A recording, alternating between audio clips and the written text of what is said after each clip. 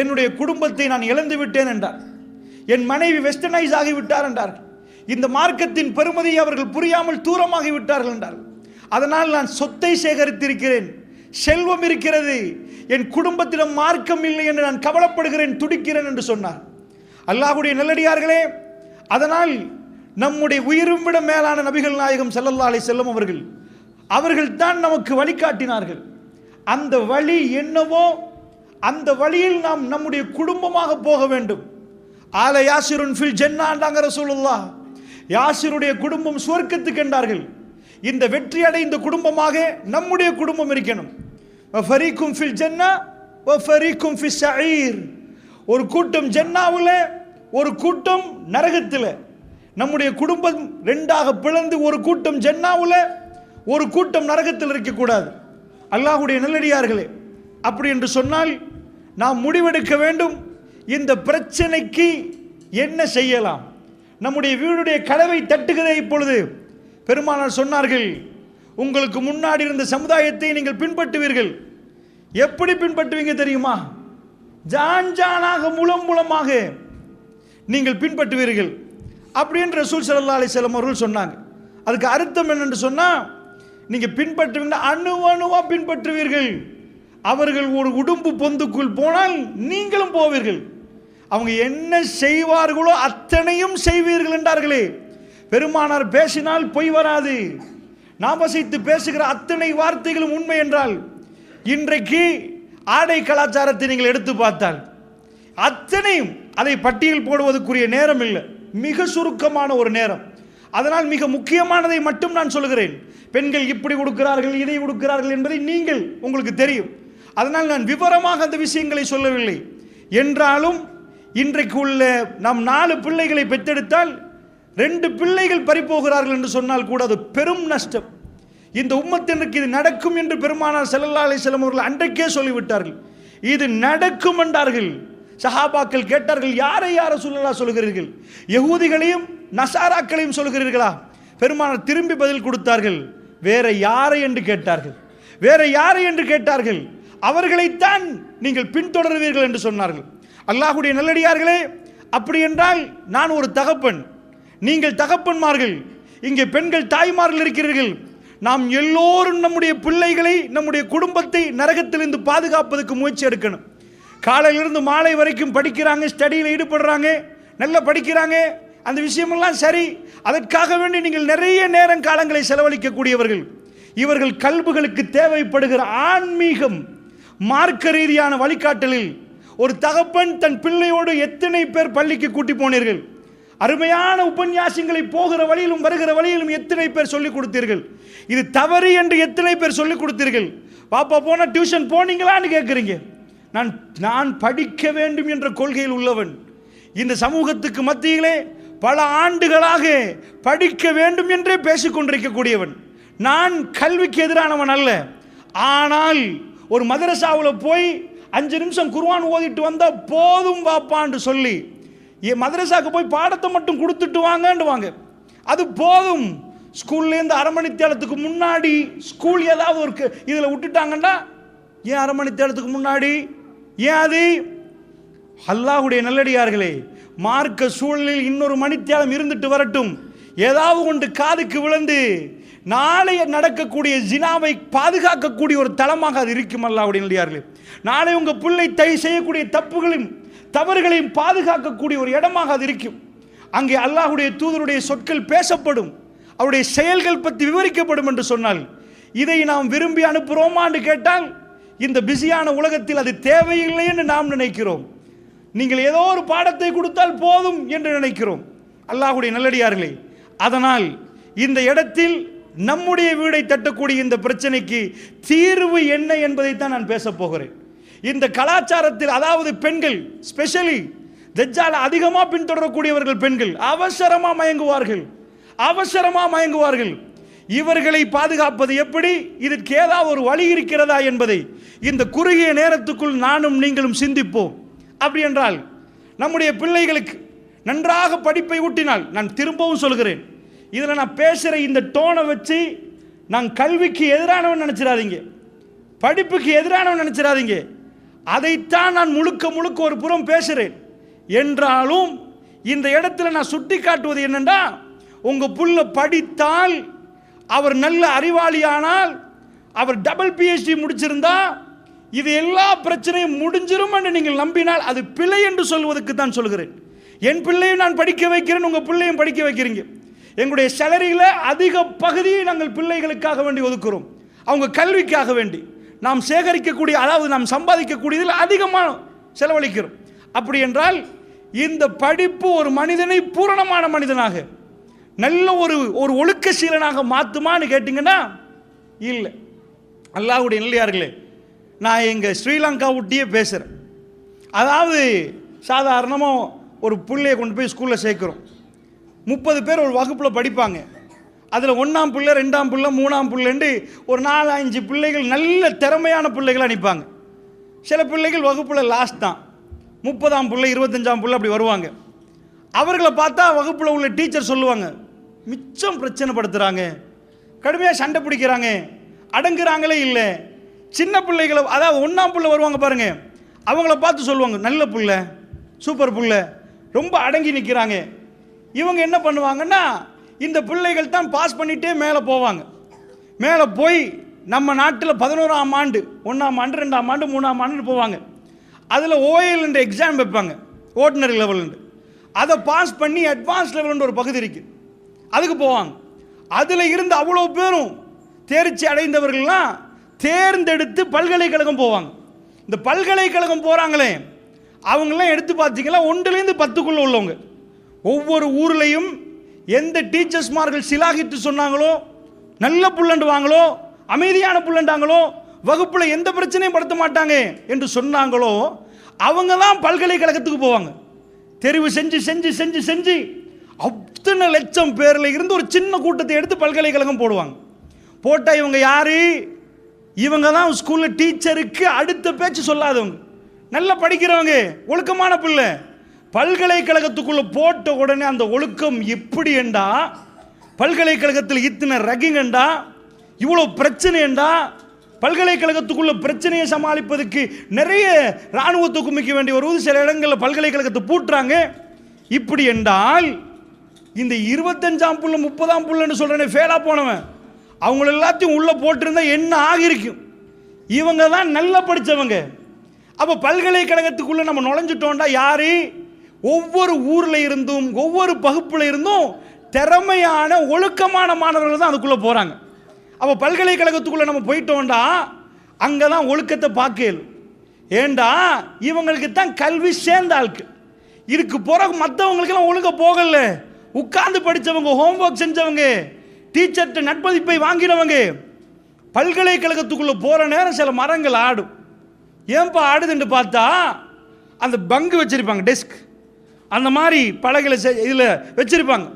அதோடு ஒரு மரங்கள் வச்சுருப்பாங்க, மறைக்கிற மாதிரி செஞ்சுருப்பாங்க. அது ஏன் அப்படி பண்ணாங்கன்னு தெரியாது, இல்லை பக்கத்து யாராவது மரத்தை வளர்த்தாங்களோ தெரியாது. நம்ம ஊரில் இலங்கையில் சொல்கிறோம், அப்படி போகிற நேரம் அந்த மரங்கள் அசையும். ஏன் அசையுது? உயிர் வந்து அசையல்ல, ஒரு ஆணும் பெண்ணும் தகாத விஷயங்களை செய்கிறார்கள். எதை திருமணம் முடிச்சதுக்கு பிறகு செய்யணுமோ அந்த மாதிரி பெரிய இது இல்லாட்டி கூட தொடர்றதா இருந்தாலும், முத்தம் கொடுக்கறதா இருக்கட்டும், அவர்கள் அந்த மரத்துக்கு மறைந்து செய்வார்கள். இவங்க யாரு? கிராமங்களில், குக்கிராமங்களில் இருந்து 1ஆம் வகுப்பில் இருந்து 5ஆம் வகுப்பில் இருந்து நல்ல பேர் எடுத்து ஊரில் நல்லவங்கன்னு எடுத்தவங்க, குக்கிராமங்கள்லேருந்து கஷ்டப்பட்டு அவங்க தாய் தகப்பு இங்கே கொண்டு வந்து போட்டாங்க. ஒரு நாள் அந்த பிள்ளைய நேரடியாக அந்த தாய் பார்த்துருந்தா நெஞ்சு வெடிச்சு போயிடும். இதுக்கா இங்கே வந்தான்னு கேட்பாங்க. நான் கேட்குறேன், இந்த படிப்பு அவர்களை ஒழுக்கச்சீலர்களாக மாற்றிருந்தா, என் சாக்கில் 2 கோடி இருக்குதுன்னு வைங்க, நான் ஜித்தா டவுனில் நடக்கிறேன் பகலில், நீங்கள் என்ன சொல்லுவீங்க? எப்போ போய் ஃபஸ்ட்டுக்கு பேங்க்கில் போடுங்க, 2 கோடி இருக்குது, அதை போய் பேங்க்கில் போட்டுட்டு அப்புறம் பார்ப்போம், பகல் தானே, அப்பயும் வேணாம், பகலாக இருந்தாலும் வேணாம், பாதுகாப்பு தேவை. இந்த படித்த பிள்ளைகளுக்கு கற்ப அறை எவ்வளவு பெருமதி என்று தெரிந்திருந்தால், அதுதான் வாழ்க்கை என்று தெரிந்திருந்தா, தாய்மை என்ற அந்தஸ்து இந்த உலகத்தில் எல்லாத்தையும் விட மேன்மை, அதை பறி கொடுப்பாங்களா? அதுக்கு முறையா நடப்பாங்களா இல்லையா? அதாவது அந்த பிள்ளை, அதாவது தன் கற்ப அறையின் பெருமதியை பல்கலைக்கழகம் போய் பிடிக்கல. எவனோ ஒருத்தன் வருவானா, இஸ்லாம் என்ன சொல்லுது, ஒரு ஆண் பெண் 2 பேரும் திருமணம் முடிக்கிறதுக்கு திருமண ஒப்பந்தத்துக்கு அடுத்த பக்கம் ஆம்பளை, இந்த பக்கம் ஆம்பளை. ஏன் ஆம்பளை, ஏன் பொம்பளை வரலாமே, ஏமா உன்னை ஏமாத்திட்டு போகலாம், ஒரு வழி வேணும், ஷாஹிதுகள் வேணும் என்று இஸ்லாம் சொல்லுது. அதனால படித்த பிள்ளைகளுக்கு இதை சொல்லிக் கொடுப்பதற்கு பல்கலைக்கழகத்துக்கு எல்லாம் போச்சு. நான் கேட்குறேன், உலகத்தில் ஜினா கூடிய நாடு எங்க? பட்டியல் போட்டால் உலகத்திலே அறிவாளிகள் கூட எங்க, படித்தவங்க கூட எங்கன்னு கேட்டால் நீங்கள் கல்ஃபை காட்ட மாட்டீங்க, மிடில் ஈஸ்ட்டை காட்ட மாட்டீங்க. படித்தவங்க கூட எங்கன்னா அந்த பக்கம் திரும்புவோம், அமெரிக்கா ஐரோப்பாண்டுவோம். இவங்க தான் படித்தவங்க. உண்மை. இந்த மைக்கை கண்டுபிடிச்சது யாருன்னு கேட்டால் நம்ம நாட்டாளா? இந்த கேமராவை கண்டுபிடிச்சது யார், நம்ம ஆளா? ஃபேஸ்புக்கை கண்டுபிடிச்சவன் யார், எங்கள் ஊர் ஆளா? இல்லை. அங்கே வர்ற எல்லா பேரையும் நீங்கள் பார்த்தீங்கன்னா அந்த பகுதி உள்ளவங்க தான் வருவாங்க. எல்லாமே ஒவ்வொன்றுக்கும் பேர் சொல்லிட்டே போவோம். ஒன்றுலையும் நம்ம ஆள் வராது. ஜோன் லொகிபியாடண்டா எங்காளா, மார்க்கோனி என்றா யாரு, மார்க் சக்கபோக்கண்டா யாரு, இவங்க யாரும் வரமாட்டாங்க. எலெக்ஷன் கிரஹம்பெல்லேருந்து எல்லாமே அந்த பகுதி. அப்படி என்றா இந்த பகுதியில் இருந்து ரொம்ப படித்தவங்க இருக்கிறாங்க, படிப்பு அறிவு மேற்பை இதாக்கினவங்க. அவங்களுக்கு என்ன இல்லைண்டா அந்த பகுதிகளுக்கு போனீங்கன்னா இந்த பகுதிகளும் படிக்காத தேர்ட் வேர்ல்ட் கண்ட்ரிடுவாங்களே, ஏசியாவையும் விட விபச்சாரம் கூட எங்கன்னா அங்கே தான். எங்க சினா கூட நீங்கள் எண்ணி பார்த்து சொல்ல வேண்டிய தேவையில்லை. எங்கள் நாட்டில் ஒரு பெண், ஒரு தாய் ராத்திரி 2 மணிக்கு கதவை தட்டிட்டு வீட்டுக்கு வருவா குடிச்சிட்டு இல்லை. ஆனால் அமெரிக்காவில் கிளப் லைஃப் என்பது சாதாரணம். பிள்ளைகள் தூங்க வந்து கதவை தட்ட தேவையில்லை, பாஸ்வேர்டு அடித்தா கதவு திறப்படும், அவங்களா உள்ளே வருவாங்க. இந்த ஒரு நாள் நம்ம நாட்டில் ஒரு நாள் இந்த இரவை கழித்தால், இப்படி ஒரு தாய் வந்தா, கிளப்புக்கு போய் குடிச்சு போட்டு வந்தா, பிள்ளைகள் அங்கே தூக்கமாக இருந்தா, அருவருப்பா இல்லை கேட்குற நேரம், அசிங்கமாக இல்லை கேட்குற நேரம், அவங்க கலாச்சாரம் அது சர்வ சாதாரணம். இப்போ அதாவது அதை பேச போனாலே ஒவ்வொன்று கலாச்சாரத்தை சொல்ல போனால் அதுக்கே நேரம் முடிஞ்சிடும். லிவிங் டுகெதர் என்ன கண்டுபிடிச்சிருக்கிறாங்க புதுசு புதுசாக. சந்திரமண்டலத்துக்கு போகிறது ஓகே, நாசா அதிகமாக செலவழிக்குது. ஏன் செலவழிக்குதுன்னா உலகம் அழிய போதுப்பா, நம்ம நாளைக்கு சாப்பிட்றது என்னன்னு யோசிக்கிறோம். ஒரு வீடு கட்டுறதுக்கு பிளான் பண்ணுறோம், நம்ம ஒரு வருஷ சம்பளத்தை ஒரு மாதத்தில் ஒரு நாளில் எடுத்துருவோம். என்னோட ஒரு நண்பர் இருக்கிறாரு, அமெரிக்காவில் உள்ள 2 ஹாஸ்பிட்டலுக்கு ஒர்க் பண்ணக்கூடிய ஒரு பெண்ணுக்கு அவர் என்ன பண்ணுறாரு, கணக்கு பார்க்கிறார். அவருடைய கிளையண்ட் அவங்க. அவர் சொன்ன செய்தி, வல்லாஹி 4.5 கோடி 2 ஹாஸ்பிட்டலில் வேலை பார்க்குறாங்க, 4.5 கோடி மாத சம்பளம். அந்த டேக்ஸ் கேஸுக்காக வேண்டி இவர் வந்து ரியல் எஸ்டேட் அந்த விஷயங்கள்லாம் ஹேண்டில் பண்ணுறதுக்கு இங்கேருந்து இது பண்ணுறாரு. 4.5 கோடி. அப்போ 10 மாதம் சம்பாதிச்சா 45 கோடி ஆயிரும். அல்லாஹ்வுடைய நல்லடியார்களே, பணம் கொட்டுது அவர்களுக்கு, அவ்வளவு பணம் கொட்டுது. என்ன தெரியல தெரியுமா, வாழ தெரியல. ஆடு மாடுக்கு தெரிந்தது தெரியல. இன்றைக்குள்ளே அதாவது இப்போ யார் ஜனாதிபதி, ஜோ பைடன், அதுக்கு முன்னாடி டொனால்ட் ட்ரம்ப் அவர்கள், அதுக்கு முன்னாடி யார், ஒபாமா, பராக் ஒபாமா. ஒபாமாவுடைய ஃபர்ஸ்ட் இல்லை 2வது இதில் தேர்தல் வைக்கிறதுக்கு முன்னாடி ஒரு கோரிக்கை வச்சாங்க, எங்களுக்கு என்ன பண்ணுங்கண்டா ஆணான் திருமணம் பெண் பெண் திருமணம், இந்த ஹோமோசெக்ஸ் விஷயம் இதை என்ன பண்ணுறீங்க சட்டமாக்குங்கண்டாங்க. நீங்கள் ஆண் பெண்ணுக்கு தான் லீகலாக டாக்குமெண்ட் கொடுக்குறீங்க, நாங்களும் இது பண்ணணும், எங்களுக்கு லீகலாக டாக்குமெண்ட் இஷ்யூ பண்ணுங்க. அவர் என்ன பண்ணிட்டாருண்டா, ஆஹா நீங்கள் கேட்குறதுக்காக தரையிலாது, கடைசியில் என் மேலே எல்லாத்தையும் போட்டுருவாங்க. அவர் கொஞ்சம் புத்தியாக நடந்தார். நீங்களே நான் ஒரு தேர்தல் வைக்கிறேன், அந்த தேர்தலில் நீங்கள் வாக்கு போடுங்க, அதிக அமெரிக்கர்கள் வாக்கு போட்டால் சட்டமாக்குவோம், இல்லைண்டா இல்லைன்ட்டார். அமெரிக்கர்கள் போட்ட வாக்கு எவ்வளோன்னு நீங்கள் தேடி பாருங்க, 66%, மோர் தென் 66%, 66+. அவ்வளோ பேர் போட்டாங்க, வெட்டி. அமெரிக்காவில் சட்டமாச்சு. இப்போ அமெரிக்கா சிச்சுவேஷன் என்றால் சின்ன பிள்ளைய கொண்டு போய் சின்ன வயசுலேயே ஆம்பளை பிள்ளையும் பொம்பளை பிள்ளையும் பக்கத்தில் உட்கார வைக்கிறாங்க, எஃபெக்ஷன் வரட்டி அட்ராக்ட் பண்ணட்டும். ஏண்டா திருமணமே வேணான்னு போகிறாங்க லூத்து நப்பு சமுதாயம். வாழ்றேன்டா எப்படி வாழ்கிறாங்களா, ஒரு எடுப்பாங்க ஒரு இடத்த, ஆம்பளை பாதி கட்டுவான் பொம்பளை பாதி கட்டுவான், 2 பர்கர் வரும், இவ பர்கருக்கு இவ கட்டுவா, அவர் பர்கருக்கு அவர் கட்டுவார். 2 வருஷம் வாழ்ந்துட்டு போதுமா பிரிஞ்சிருவோம், இது உங்க வாப்பா உம்மா நினைத்திருந்தால் நீங்கள் பிறந்தே இருக்க மாட்டீங்க. அது பெரிய கௌரவம் என்கிறார்கள். வாழ்வதற்கு திண்டாடுறாங்க, எல்லாம் இருக்கிறது அவர்களுக்கு, ஆனால் நிஜமான வாழ்க்கை இல்லை. அன்பு சகோதரர்களே, ஒரு விஷயத்தை சொல்கிறேன். பெருமானாருடைய பாஷையில் சொல்லுவதாக இருந்தால் பெருமானார் என்ன சொன்னார்கள்? அத்துன்யா மத்தா, துனியாவுடைய எல்லா விஷயங்களும் மத்தான்னாங்க ரசூல் ஸல்லல்லாஹு அலைஹி வஸல்லம். அதாவது டெம்ப்டேஷன், உங்களுக்கு சந்தோஷத்தை தரக்கூடிய டெம்பரரி இன்பத்தை தரக்கூடியது. இந்த மைக் உங்களுக்கு சந்தோஷத்தை தரும், உங்க வாகனம் உங்களுக்கு சந்தோஷத்தை தரும், ஏர் கண்டிஷன் உங்களுக்கு சந்தோஷம் தரும், எல்லாத்தையும் கொண்டாந்து குமிங்க. உலகத்துள்ள அத்தனை மத்தா வசதி வாய்ப்புகளையும் ஒரு இடத்துல வைப்போம். யார் ரசூலல்லாஹ், அல்லாஹ்வுடைய தூதரே, இதுல நம்பர் 1 என்று ஏதாவது சொல்லுவீங்களா? உலகத்தில் ஒத்து பக்கிங்ஹாம் பேலஸ் இருக்குது. ஆனால் அந்த பக்கிங்ஹாம் பேலஸ் லண்டன் என்னது? அதுதான் எக்கானமிக் கேபிட்டல். உலகத்தில் இன்றைக்கு அமெரிக்கா இப்படி இருந்தாலும், பொருளாதாரத்தில் மிக பெரும் விற்பனராக இருந்தாலும், எக்கானமி கேபிட்டல் என்று அழைக்கப்படுறது எங்க? லண்டன். அந்த லண்டன் உள்ள பக்கிங்ஹாம் மாளிகையே கொடுத்தாச்சு. ஆனால் டயனா வேணாமென்று வெளியிறங்கினா. Something wrong. என்ன இல்லை அங்கே? சார்ல்ஸோட வாழ முடியலண்டா. டொடி அல்ஃபியாடோட கடைசி பயணம் போனார் டயனா. என்னப்பா உலகமே கொட்டிட்டோம், பக்கிங்ஹாம் பேலஸில் என்ன இல்லை? அங்கே என்ன இல்லைன்னு தான் நீங்கள் சொல்லணும். அந்த அளவுக்கு கொடுக்கப்பட்டுச்சு. ஆனால் எங்கேயோ ஒரு பிரச்சனை. ரசூலுல்லாஹ் சொன்னாங்க, இந்த உலகத்தில் எல்லா வசதி வாய்ப்புகளையும் உட்கார வச்சாச்சு. எல்லாத்தையும் நீங்கள் எதெல்லாம் தோணுதோ அத்தனையும் கொண்டு வாங்க. உலகத்தில் நம்பர் 1 ஸ்பெஷல் ஃபர்ஸ்ட் கிளாஸ் காரையும் கொண்டு வாங்க, அதுக்குள்ள பேலஸை கொண்டு வாங்க, அதுக்கு என்னென்ன இருக்குதோ அவ்வளோத்தையும் கொண்டு வாங்க. இதில் பெஸ்ட் என்ன நினைக்கிறீங்க? எல்லாத்தையும் கொண்டாந்து வச்சா பெஸ்ட் வந்து அல்லாஹ்வுடைய தூதர் சொன்னாங்க, அதாவது துனியா மத்தா, இது எல்லாமே வசதி வாய்ப்புகள். இந்த எல்லா வசதி வாய்ப்புகளிலும் நம்பர் 1 அல் மர்அத்து ஸாலிஹா, சாலிஹான பெண்ணுண்டாங்க ரசூலுல்லாஹ். ஆதம் அலைஹிஸ்ஸலாத்தை தனியாக அல்லாஹ் ஜன்னாக்கு போடலை, எல்லா விஷயத்தையும் தனியாக தான் இருந்து ஜன்னாவுக்குள் நுழைகிற நேரம் ஒரு பெண்ணோட போட்டாங்க. டயனா வேணாம் என்று சொன்னது சார்ல்ஸை மட்டும் இல்லை, முழு உலகத்தில் உள்ள அந்த செல்வாக்கே வேணாமண்டா டயனா. எனக்கு சார்ல்ஸ் வேணாமண்டா, அவருக்கு தேவைப்பட்டது அந்த உறவு. அதே மாதிரி தான் பில் கிளின்டன். அதுக்கு முன்னாடி சொன்னேன், பில் கிளின்டன் அவர்கள் ஜனாதிபதியாக நிற்கிற நேரம் பல தகவல் மீடியா பேச்சு, நான் சொல்லலை, மீடியா மோனிகா லெவின்சி என்றெல்லாம் பேசினாங்க. என்ன வேணும்? ஒயிட் பேலஸை கொடுத்தாலும், அதாவது அவங்களுக்கு ஒரு பெண் வேணும்.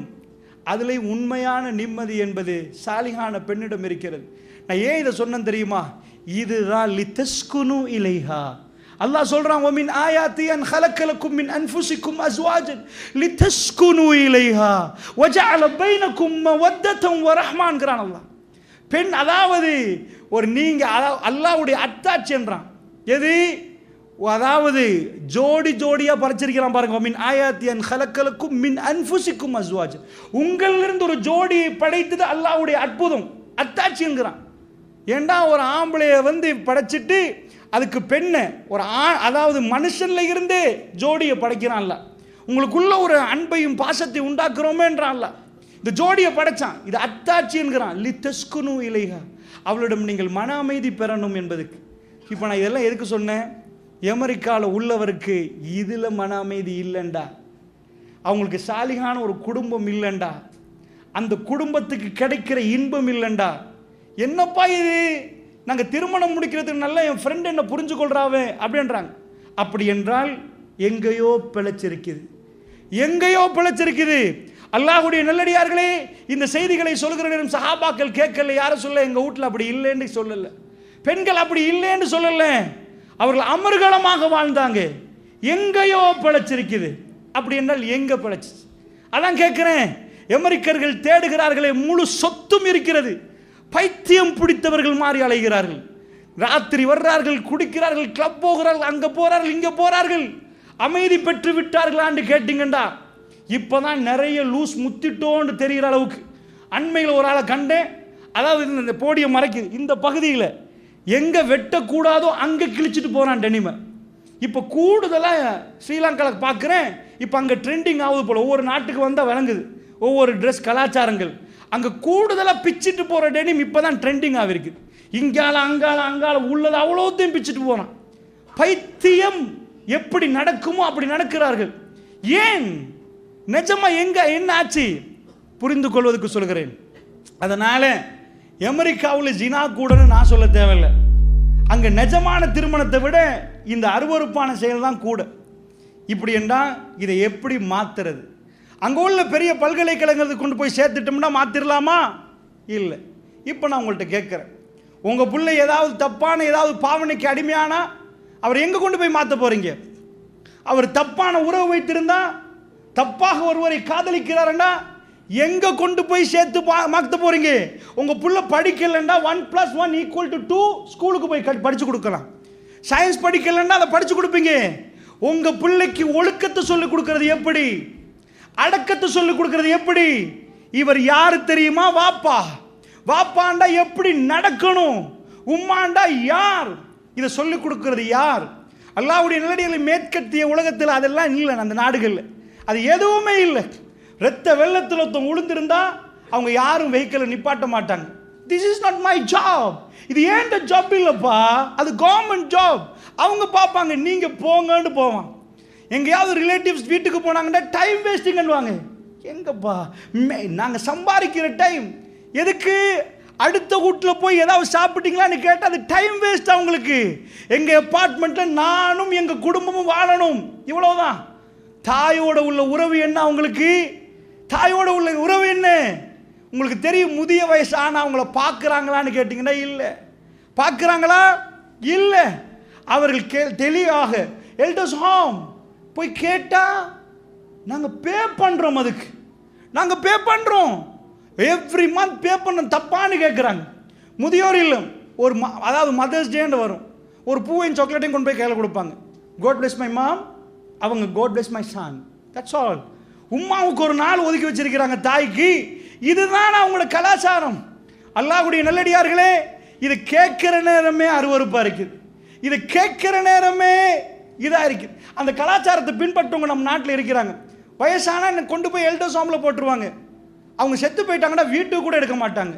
ஃபியூனரல் ஹவுஸ் அங்கே போய் எல்லாம் வச்சுட்டு எல்லாம் ரெஸ்பெக்டாக வருவாங்க. அந்த இடத்துலேருந்தே சபத்தை பார்ப்பாங்க. வீட்டுக்கெல்லாம் எடுக்கிறது இல்லை, அங்கேருந்தே கொண்டு போயிடுவாங்க. இவ்வளோதான். இதுதான் அவங்க உள்ளத்தில் உள்ள அன்பை காட்டுது. குர்ஆன் என்ன சொல்லுது?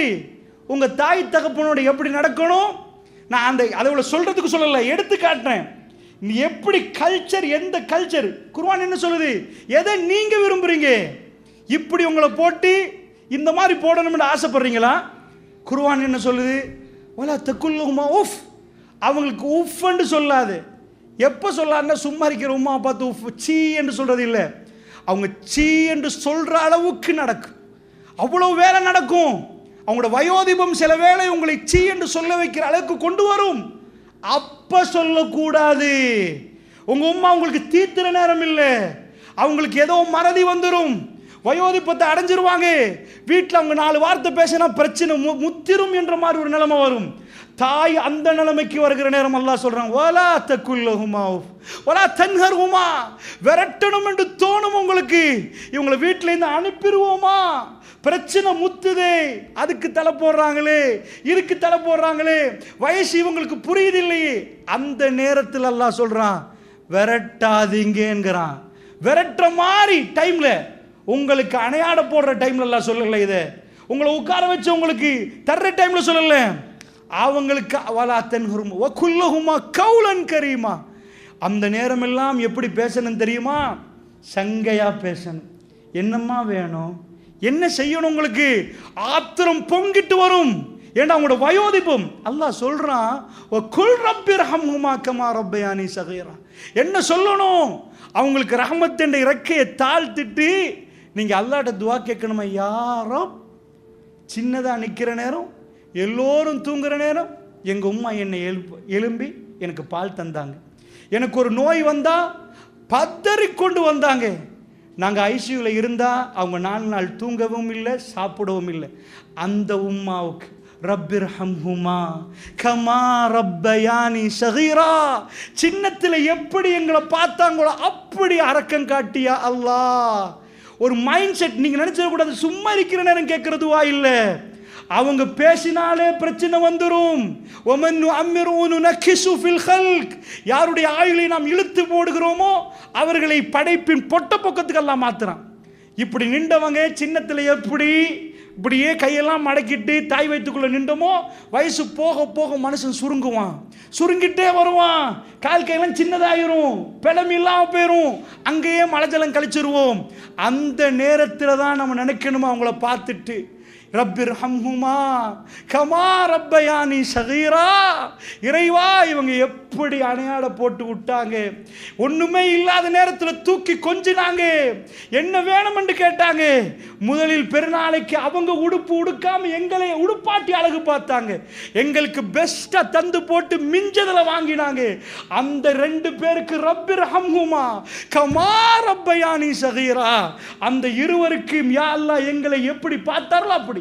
இது நம்ம கலாச்சாரம், இது நம்ம கலாச்சாரம். எல்டர்ஸ் ஹோம் இல்ல, ஃபியூனரல் ஹவுஸ் இல்ல, இது இல்ல, இது ரெஸ்பெக்ட் நீங்க நினைச்சா என்ன செய்யறது? அல்லாஹ்வுடைய நல்லடியார்களே, இதுதான் உங்க ரெஸ்பெக்ட். என்ன செய்யறது? எங்க கலாச்சாரம் அவர்களோட பொறுமையா நடக்க சொல்லுவதும், அவர்களை பார்த்து துஆ செய்ய சொல்லி, அவர்களுக்கு எதிராக ஒரு வார்த்தை வெளியிடாமல், அவர்களை விரட்டாமல், அவர்களுக்கு ரஹ்மத் என்ற ரெக்கையை கொண்டு வந்து தாழ்த்து சொல்கிறான் அல்லாஹ். இது நம்ம போறோம். இப்படி உரச போனா அதே டைம் போயிருக்கு, 10:15 வந்துடும். ஆனா நான் என்ன சொல்ல வருகிறேன் என்று சொன்னால், இதுதான் வேர்ல்ட்ல உள்ள பெஸ்ட். அப்படிப்பட்ட ஒரு கலாச்சாரம் நம்ம கையில் இருக்கிறது. இன்னொரு குப்பை கலாச்சாரம், தடமாறுகிறார்கள். இங்க பிக்கிறான், அங்க பிக்கிறான், உடுக்காம போனா எப்படின்னு கேட்கிறான், ஒளரி கொட்டுறான், ஏதோ குடிக்கிறான், ஏதோ மஸ்தில நிற்கிறான், போதலை நிற்கிறான். உன் கையில முழு சொத்தும் இருக்கலாம், உலகத்தை ஆட்சி செய்கிற அளவுக்கு டெக்னாலஜி உனக்கு இருக்கலாம், ஆனால் உனக்கு வாழ தெரியல. That's all. ஏஐ டெக்னாலஜியுடைய உச்ச டெவலப்மெண்ட் 2026 ஆக போக்கல, வேர்ல்டுடைய ரெவல்யூஷன் நினச்சே பார்க்கல. இன்றைக்கு ஒரு 50 ஆண்டுகளுக்கு முன்னாடி நீங்கள் சவுதியில் இருந்தால் எப்படி ஒரு லெட்டர் தான் எழுதியிருக்கணும். லெட்டர் எழுதுனா அழுது லெட்டர் எழுதிப்போம், அவங்களும் அழுது பதில் கொடுப்பாங்க, தாளுன்னு அடைஞ்சிருக்கு. அதுக்கப்புறம் ஒரு காலம் வந்துச்சு, கெசட்டை கூட போட்டு அமுத்தியாச்சு, அஸ்ஸலாமு அலைக்கும் சோமாண்டு ஒரு அரமணத்தியாலம் பயான், அதையிலையும் அழுது பேசுறது, அவங்களும் அதை கேட்டு போட்டு அழுது பதில் கொடுக்கறது. இப்போ உள்ளவங்களுக்கு சின்னவங்களுக்கு அதை சொன்னால் புரியாது, அப்படிலாம் நடந்துச்சான்னு கேட்பாங்க. ஏன்னா ஒரு பட்டனை நினச்சிக்கினா வீட்டில் உள்ளவங்க தெரிஞ்சிருவான். இப்போ புறவு பேசுவோமான்னு கேட்குற நிலைமைக்கு வந்துட்டோம். அந்த அளவுக்கு வாட்ஸ்அப் எல்லாம் டெவலப் ஆகிட்டு.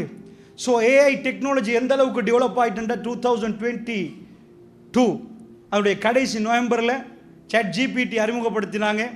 அதுக்கு பிறகு ஏஐ டெக்னாலஜியுடைய விஷயங்களை நிறைய பேசுகிறாங்க. 2026 ஆக போல நாம் நிறைய ரோபோட்டிக்ஸ் பார்த்தோம், ரொபோஸ் பார்த்தோம். உங்கள் ஏரியாலெலாம் ஏடிஎம் மெஷின் தான் ஒரு ரொபோ தான். அந்த ரொபோ இவ்வளோ காலமாக பார்க்குறேன். இப்போ உள்ள ரொபோ அது இல்லை. இந்த ரொபோவில் போய் நீங்கள் 50,000 எடுத்தீங்கன்னா 50,000 டிடக்ட் பண்ணிடும், உங்களுக்கு கேஷை எண்ணி தந்துடும், கையில் ஒரு ரிசிப்டை தந்துடும், அக்கௌண்ட்ஸை சரியாக மெயின்டைன் பண்ணும். அந்த ரொபோ இல்லை, நான் பேசுகிறத புரிகிற ரொபோ. நான் போய் சும்மா இங்கிலீஷில் அடித்தேன் அஸ்ஸலாமு அலைக்கும், அது வலைக்கும் சலாமே எனக்கு சொல்லுது. கைஃபில் ஹாண்ட் அடிக்கிறேன் அல்ஹம்துலில்லாஹ்னு சொல்லுது. நான் இங்கிலீஷில் தான் அடித்தேன்.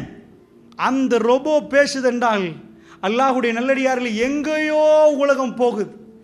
ஆனால் உலகம் இவ்வளோ டெவலப் ஆகிற நேரம்